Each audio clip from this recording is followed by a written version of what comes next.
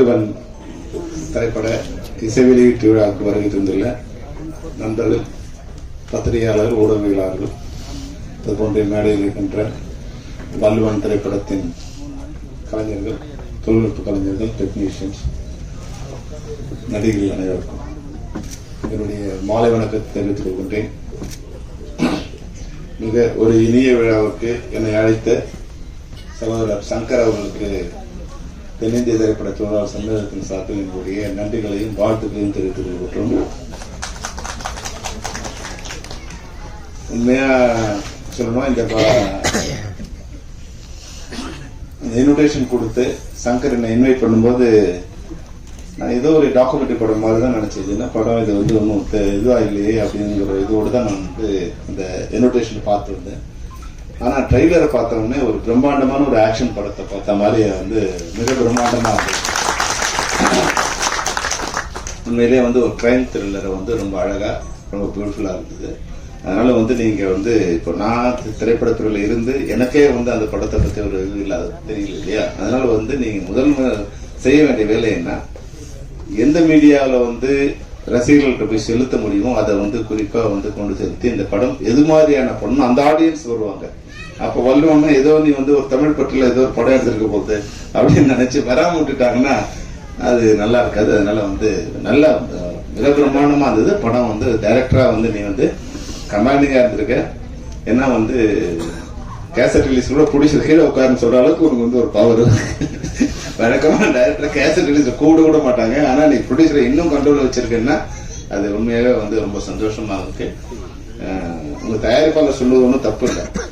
உண்மையிலே இது போன்ற தயாரிப்பாளர்கள் தான் இன்னைக்கு தமிழ் சினிமாவை வாழ வச்சுட்டு இருக்காங்க. இதுதான் புதிய தயாரிப்பாளர்கள் தான் இன்னைக்கு தமிழ் சினிமாவை வாழ வைக்கிறவங்க. புதிய தயாரிப்பாளர்கள் தான். கடந்த 10 ஆண்டுகள்ல வந்து ஏறக்குறைய 2500 திரைப்படங்கள் வந்திருக்கு. இதுல வந்து 2100 பேர் வந்து புதிய திரைப்பட தயாரிப்பாளர். அவங்க தான் எங்களுக்கு சோறு போட்டு இருக்காங்க. அவர் சொன்னது வந்து எந்த விதத்துக்கும் தப்பு இல்லை. அவங்க வருவாங்க, ஒரு படம் எடுப்பாங்க, போயிடுவாங்க. ஆனா படத்தோட வெற்றி கிடைச்சதுன்னா அந்த 2100 பேர்த்த குறைஞ்சபட்சம் வந்து ஒரு 1000 பேர் திரும்பி படம் எடுக்க வருவாங்க.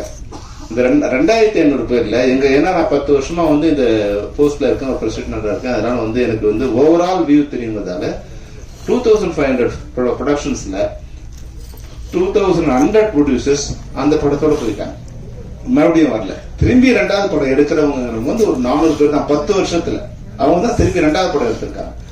அப்போ ஒரு தொழிலோட வளர்ச்சி எப்படி இருக்கும்னா, அதே தொழில வந்து நான் வந்து ஒரு படம் பண்றேன். நான் 1991 நான் வந்து படம் ப்ரொடக்ஷன் பண்ண ஆரம்பிச்சேன். 2005 வரைக்கும் தொடர்ந்து ஒரு 16 படம் நான் பண்ணிட்டே இருக்கேன். அப்போ என்ன மாதிரி வந்து எப்ப நான் படம் பண்ணிட்டே இருப்பேன், தொடர்ந்து அந்த படத்துல லாபம் வரும்போது இல்ல வந்து என்னால படம் எடுக்க முடியும் நிலைமை இருந்ததுதான். ஆனா இன்னைக்கு வந்து அது போல இல்லை. உண்மையிலே வந்து ராஜா சொன்னார் இல்லையா, நான் போகும்போது 7 பேர் இருந்தாங்க, 12 பேர் இருந்தாங்க. அந்த நிலைமை மாறி திரைப்படங்கள் வந்து மிக பிரமாண்டமான வெற்றி அடைத்து 3 விஷயம் தான் வேணும். ஒண்ணு, எல்லாரும் திரைப்படங்களை பார்க்கக்கூடிய ஒரு வசதி இருக்கும். எந்த ஆடியன்ஸ்ல படம் பண்றோமோ அந்த ஆடியன்ஸுக்கான படங்கிறது முதல்ல நம்ம தெரிவு பண்ணிடுவோம். உங்க படத்தை பார்க்கும்போது உண்மையிலே ஒரு ஹீரோ ஹீரோயின் பிளசண்டா இருக்காங்க. Chetan, all the best. நீங்களும் வந்து உங்களோட ஸ்மைல் நல்லா இருக்கு, பிளசண்டா இருக்கீங்க. நிச்சயமா வந்து ஒரு நல்ல ஹீரோ ஹீரோயின் வந்திருக்கு. நீங்க சேத்தன் வந்து நம்ம கேஷுவலா பண்றீங்க. உண்மையா வந்து பிரம்மாண்டமா இருந்தது. ஒரு ஃபைட்ஸ்லாம் வந்து ஒரு பியூட்டிஃபுல்லா, அதாவது வந்து ஒரு ஹேண்ட்ஸமாவும் இருக்கீங்க, ஒரு ஆக்ஷன் ஹீரோவும் இருக்கீங்க. நிச்சயமா தமிழ் சினிமாவில் நீங்க நல்லா வருவீங்க. தயாரிப்பாளர்கள் வந்து எப்படி இப்போ வந்து நம்ம ஒரு மரம் வைக்கணும். அந்த மரம் வச்சும் போது அது தண்ணி ஊற்றி பாதுகாத்து வளர்த்துக்கணும். அந்த மரம் வளர்ந்த உடனே மரம் வச்சவனுக்கு அதுல ஒரு நிழல் கொடுக்குற பாக்கியமாவது கிடைக்கும். சில மரங்கள் வந்து காய்கறி ஆயிக்கும், பழம் வரும், அந்த பழம் எடுத்துக்கலாம். பழமே வராம மரங்கள் வந்து நிழலையாவது கொடுக்கும். அது போல இனிமே தமிழ் சினிமா தெனப்ப இருக்காரு, உங்களுக்கு ஒரு ஐடியா கொடுக்குறேன். நம்ம இனிமே இன்ட்ரோடக்ஷன் பண்ணும்போது வாழ்நாளில் சம்பாத்தியத்தில் 10% உன்னை தயாரிப்பாளர் கொடுத்துடணும் அப்படின்னு வந்து ஒரு அக்ரிமெண்ட் போட்டா எப்படி. இப்ப மியூசிக் டைரக்டர் ஏதோ படம் பண்றாரு, அவங்க வந்து IPRSல வந்து கலெக்ட் பண்ணி கொடுத்துட்டே இருக்காங்க, அவங்க வாரிசுகள் கூட வாங்கிட்டே இருக்காங்க. ஆனா பல கோடி போட்டு படம் எடுக்கிற தயாரிப்பாளர்கள் வந்து இன்னைக்கு பல உயர்ந்த நட்சத்திரங்களை, சூப்பர் ஸ்டார்களை, இந்த உலக கதாநாயகிகளை உருவாக்குற தயாரிப்பாளர்கள் வந்து இன்னைக்கு சாப்பாட்டுக்கு வழி இல்லாம இருக்காங்க. குறைஞ்சபட்சம் இந்த மாதிரி ஒரு ரூல் நீங்க கொண்டு வந்து வச்சீங்கன்னா 10% வேணாம், ஒரு 5% ஒன்று சம்பாத்தியத்துல 5% உன்னை யார் ஆளாக்குனாங்களோ அவங்களுக்கு வந்து நீங்க வந்து கான்ட்ரிபியூஷன் கொடுக்கணும் அப்படிங்கிற ஒரு திட்டத்தில் தயாரிப்பாளர் குறைஞ்சபட்சம் நல்லா இருப்பாங்க. ஏன்னா இந்த படத்தோட கண்டென்ட் வந்து சொன்னார் வந்து உண்மையான வந்து ஒரு விஷயம் என்னன்னா, இன்னா செய்தாரை ஒருத்தல் அவர் நன்னயம் செய்துவிடும். இது யாருக்கு? நாணம்னா வெக்கம். வெக்கப்படுறவங்க தானே நீங்க அது மாதிரி பண்ண முடியும். வெக்கப்படுறதுக்கு தான் நீங்க என்ன செய்யாம இருக்கலாம். ஆனா இன்னைக்கு சூடு சொன்ன இல்லாம வெக்கம் இல்லாம வந்து மனிதர்களாக நினைக்காத ஜென்மங்கள் இருக்கும்போது அந்த இன்னா செய்தாருக்கு இன்னாதான் செய்யணும், அங்க இனிவை செய்ய முடியாது. அதுதான் இன்னைக்கு இருக்கிற சிச்சுவேஷன். அதனால இந்த திரைப்படத்தில் சொல்லப்படுற வார்த்தை மிக முக்கியமான விஷயம். ஏன்னா இப்ப பல வேறு நாடுகளுக்கு போகும்போது என்னன்னா, மற்ற கண்ட்ரிஸ் போகும்போது, வளர்ந்த நாடுகளுக்கு போகும்போது பொதுமக்கள் சிட்டிசன் எல்லா பொதுமக்களையும் ராஜா மாதிரி ட்ரீட் பண்ணுவாங்க, குற்றவாளிகளை கிரிமினல் மாதிரி ட்ரீட் பண்ணுவாங்க. இங்க என்னன்னா சாதாரண பொதுமக்கள் வந்தா கூட அவன் குற்றவாளி மாதிரி பார்ப்பான் போலீஸ்கார், ஆனா குற்றவாளி வந்தா அவன் ராஜா மாதிரி பார்ப்பான். இதுதான் நம்மளுடைய சிஸ்டம் அப்படி இருக்கு. நான் வந்து ஒரு திரைப்படத்துக்காக வந்து சும்மா ஜெயில் எப்படி இருக்கு அப்படின்னு ஒரு ஸ்பெஷல் பர்மிஷன் வாங்கிட்டு உள்ள போய் வந்து பார்த்தேன். அப்போ கொஞ்சம் கைதிகளோட பேசிட்டு இருந்தேன்.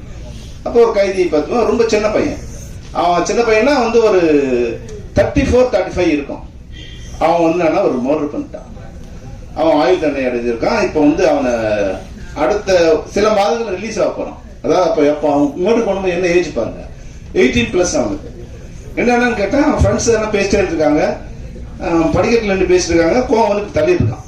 தள்ள உடனே அவன் கீழே போய் வந்துருக்கான், அடிபட்டு டெத்து. அதோட முடிச்சிருந்தாங்க, அவனுக்கு பிரச்சனை இல்லை.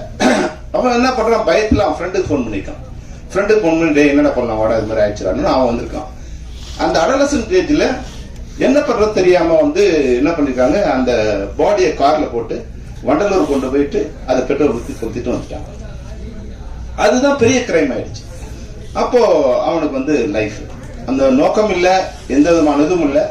இப்போ வந்து அங்க நாங்க போகும்போது அங்க வெளியே ஹோட்டல் மாதிரி வச்சு அவங்களுக்கு வந்து, ஏன்னா இந்த மாதிரி நன்னடத்தையோட இருக்கிற கைதிகளுக்கு அவன் வேற எந்த தப்பும் பண்ணல, அவனுக்கு 35 இயர்ஸ் அவன் ரிலீஸ் பண்ண போறான். அப்போ பேசிட்டு இருக்கும்போது சொன்னா, வேற 2-3 கைதிகள் தான் இருக்காங்க. அவன் ஒரு விஷயம் சொன்னான், என்னன்னா பிளான் பண்ணியா அப்படின்னு ஒருத்தன் கேட்கிறான். அவன் சொன்னதான் இன்னைக்கு இந்திய நடப்பு. அவன் சொன்னான், பிளான் பண்ணா அவன் உள்ள இருக்க வேண்டிய அவசியம் இல்லை சார். எமோஷனல் மர்டர் பண்றவன் தான் இங்க உள்ள இருக்கான் சார், பிளான்டு கிரிமினல்ஸ் எல்லாம் வெளியே இருக்கான் சார். அப்போ அந்த இது வந்து மிக அழகா இந்த திரைப்படத்துல ஒரு கருவா எடுத்திருக்காங்க. அப்புறம் இன்னொரு விஷயம் என்னன்னா, இன்னைக்கு இருக்கிற சிஸ்டத்துல பெண்கள் வந்து மிக மிக பாதுகாப்பா இருக்க வேண்டிய அவசியம். அதாவது இப்ப வீட்டை விட்டு வெளியே போகலாம் கூட இன்னைக்கு நீங்க சோசியல் மீடியால பாக்குங்க, இன்னொருத்தரை பார்க்கும்போது அதை நம்ம என்ஜாய் பண்ணுவோம். இப்ப வந்து ஆர்டிஸ்ட்லாம் வந்து இப்ப எப்படி வாழ போறாங்கன்னே தெரியல. அவங்கள வந்து ஆஃப் நியூடாவோ இல்ல நியூடாவோ டாப்லெஸ் ஆவோ இது மாதிரி வந்து அவங்களுடைய அவங்க நாலேஜே இல்லாம அது மாதிரியான ஏஐல அது மாதிரி வந்துகிட்டே இருக்கு.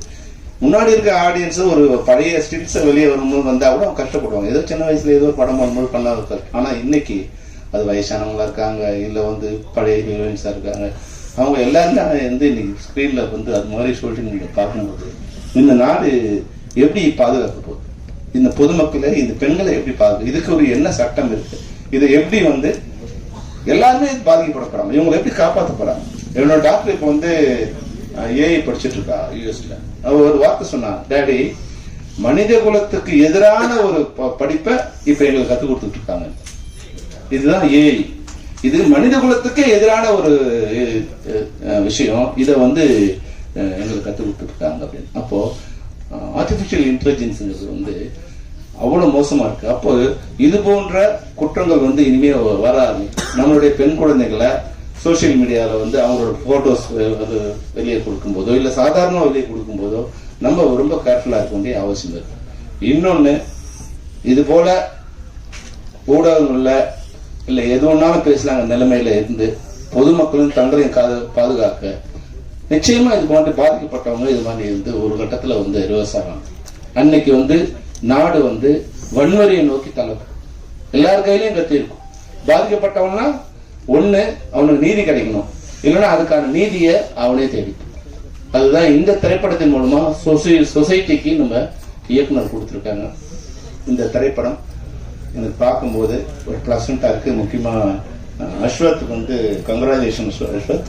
அதை விட வந்து இயக்குனர் சிறப்பாக பண்ணியிருக்காரு. ஆனால் எனக்கு வந்து கேமராமேன் எங்க இருக்காரு?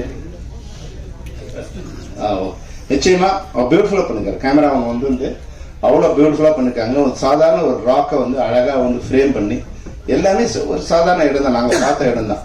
ஒரு சாதாரண மரமா இருந்தா கூட அவர் வந்து அவுட் ஃபோக்கஸ் பண்ணி அதுக்கு பிளாக் பண்ணி கீழே வந்து ஒரு கிரீன் இது பண்ணி அந்த டாப் அண்ட் ஷார்ட்ஸ்ல இருந்து எல்லாமே வந்து ரொம்ப பியூட்டிஃபுல், நல்ல டெக்னீஷியன் அழகா தெரியுது. அதனால இந்த படம் சிறந்த டெக்னீஷியனால பார்க்க பிளசண்டா இருக்கிற ஆர்டிஸ்ட், நல்ல தயாரிப்பாளர். உண்மையிலேயே படத்தோட தயாரிப்பாளருக்கு இன்னைக்கு கேசட் ரிலீஸ்ல வந்துட்டு நீ சொல்றதெல்லாம் கேட்கிறாருன்னா அந்த தயாரிப்பாளர் வந்து உண்மையிலே நல்ல தயாரிப்பாளர் தான். அவர் நல்லா இருந்தா அந்த படம் ஓடினா நிச்சயமா அந்த தயாரிப்பாளர்கள் வந்து நிச்சயமா அவங்க ஒரு 4-5 படம் எடுப்பாங்க. அந்த படத்துக்கும் வெற்றி படமா அமையணுங்கிறது தான் வாழ்த்து. ஏன்னா நல்ல மனசு இருக்கவங்க, நல்ல தயாரிப்பாளர்கள் தமிழ் சினிமாவுக்கு வந்தாங்கன்னா தமிழ் சினிமாவும் நல்லா இருக்கும், தமிழ் சினிமாவில் இருக்கிற தொழிலாளரும் நல்லா இருப்பாங்க. ஏன்னா இன்னைக்கு வந்து ஒரு ஆர்டிஸ்ட் பேசினா ராஜேஷ், நீங்க வந்து நடிகர்கள் சொல்றது உங்களை இல்லை, நீங்க கணக்கில் எடுத்துக்கூடாது இல்லை. ஏன்னா நீங்க ஒரு கலைஞர், நீங்க நடிகர் இல்லை. ஒன்றும் நடிகர் யாருன்னா மொத்த வருமானத்துல 80% தானே எடுத்துட்டு போறவங்க தான் இன்னைக்கு நாங்க நடிகனா அவங்க சொல்றதெல்லாம் அவங்களதான் சொல்றாங்க. நீங்க ஒரு தொழில்நுட்ப கலைஞர் இல்ல கலைஞர், உங்களுக்கு எல்லாம் கொடுக்க வேண்டிய ஊதியமே ஒண்ணு யாரும் கொடுக்கல. உங்களோட ஊதியத்தெல்லாம் யாரும் வாங்கிட்டு போறாங்க. அந்த உதயகுமார் சொன்னார் இல்லைங்களா, ஒரு டிக்கெட் வாங்கும் போதே அவங்களுக்கு உண்டான ஊதியம் வந்து சேருதுங்க. ஆனா நம்ம ஊதியம் எதுவுமே வந்து நமக்கு யாருக்குமே வர்றதில்லை. தொழிலாளிக்கும் வர்றதில்லை, உங்களை மாதிரி கலைஞருக்கும் வர்றதில்லை, இயக்குநருக்கும் வர்றதில்லை. அது பிரபல்யம் அடையும் போது அதை டிமாண்ட் பண்ணி இது ஒரு பிளாக்மெயில் மாதிரி தான் வந்து வாங்குறாங்க தவிர யாரும் உழைப்புக்கேற்ற ஊதியம் இங்க யாருமே கிடைக்கிறது. வெற்றிக்கேற்ற ஊதியம். உங்க படம் ஓடிச்சு, அது யாராலும் ஓட்டுறதுலாம் தெரியாது. ஓட்டதா நினைச்சுக்கிட்டாருன்னா தனக்கு 1 கோடினா 2 கோடினா எத்தனை கோடினாலும் கேட்கலாம், கொடுக்கலாம், அது வேற விஷயம். நீங்க அதை பத்தி கவலைப்படாதீங்க. நடிகைன்னு யாராவது குறிப்பிட்டாங்கன்னா உங்களை வந்து கலைஞரா தான் நாங்க நினைக்கிறோம், வேற உண்மை நடிகரா நினைக்கிறோம். நீங்க நடிகரா வந்த பிறகு அந்த நிலைமைக்கு நீங்க வருவீங்க. நிச்சயமா நீங்க உண்மையா நல்ல விஷயம் சொன்னீங்க. நம்ம எதை பத்தியும் கவலைப்படுறோம். நான் கூட வந்து ஒரு நாள் வந்து என்கிட்ட 16 கார் இருந்தது. 91ல நான் 16 கார் வச்சிருந்தேன். நான் தான் வந்து தென்னிந்தியாவில் அதிகமான பட்ஜெட்ல, including Rajini sir, Kamal sir, Chiranjeevi படங்களை விட அதிகமான பட்ஜெட்ல நான் தான் படம் பண்ணேன். அன்னைக்கு சவுத் இந்தியாவில் ஹையஸ்ட் பட்ஜெட்ல படம் பண்ண டைரக்டர் நான் தான். ஆனா எனக்கே ஒரு தடவை 16 கார் இருந்தோம். அந்த காருக்கு டீசல் போட வசதி இல்லாத ஒரு கட்டத்துல வந்து சேர்ந்தேன். அப்போ வாழ்க்கைங்கிறது வந்து எல்லாத்துக்கும் தயார். அன்னைக்கு நான் கவலையே படல. நான் பட் பஸ் ஏறி போயிட்டே இருப்பேன், நான் ஆட்டோல போயிட்டு இருப்பேன், நடந்து போவேன், சைக்கிள்ல போவேன். ஏன்னா இந்த சென்னைக்கு வரும்போது நான் நடந்துதான் வந்தேன். அன்னைக்கு வந்து என்கிட்ட ஒரு 25 காசு பணம் இருந்தா கொடம்பாக்கம் டு வடவழியில வந்து இறங்கலாம். ஆனா 20 காசு தான் இருந்தா என்ன பண்ணணும், டிரான்ஸ்போர்ட்ல நினைக்கணும், அங்கிருந்து நடந்து வரணும். அப்ப 5 காசு இல்லாம நான் நடந்து கூட வந்திருக்கேன். இன்னைக்கு என்ன ஆளாக்குறது இந்த தமிழ் சினிமா தான். அது மாதிரி உதயகுமார் சொல்லும் போது இப்ப உண்மையாவே எனக்கு ரொம்ப டயர்டு. காலையில 9 மணிக்கு வந்தோம். வரும்போதே நம்பிக்கிட்ட சொன்னேன், நம்பி என்னை வந்த உடனே அனுப்பிச்சிடறாங்க. ஆனா ஜாம் வந்து சொன்னார், அண்ணா நீங்க கொஞ்சம் கடைசியா பேசினா நல்லா இருக்கும். அப்போ அதையெல்லாம் வந்து ஏன் எடுத்துக்கிறோம்னா, ஏதோ ஒரு வகையில இன்னைக்கு வந்து ஆர்கே செல்வமணினா இன்னைக்கு வந்து தமிழ்நாட்டுக்கோ இந்தியாவுக்கோ தெரியுதுன்னா அது காரணம் வந்து இது மாதிரி திரைப்படங்கள் தான், திரைப்படத்துறையில இருந்ததால தான் எல்லாரும் தெரியுது. என்னால முடிஞ்ச ஏதோ ஒரு உதவியை. அது மட்டும் இல்லாம சங்கர் வந்து என்னோட நெருங்கிய நண்பர், பல்வேறுங்களை என்னுடைய தேர்தலில் இருந்து பல்வேறு இடத்துல என் கூடவே இருந்து அவர் எனக்கு ஒர்க் பண்ணி இருந்திருக்காரு.